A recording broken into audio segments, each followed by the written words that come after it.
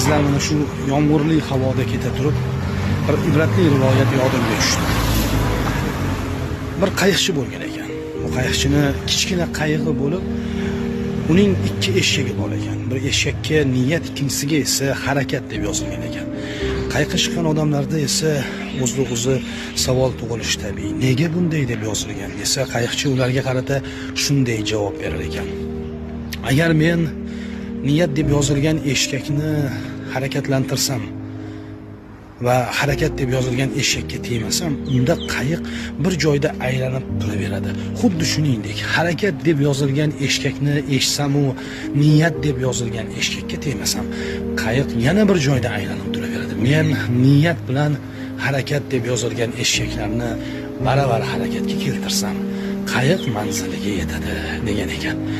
Qissadan hissa shuki, qadrdonlar, demoqchi bo'lganimiz, inson ham shunday.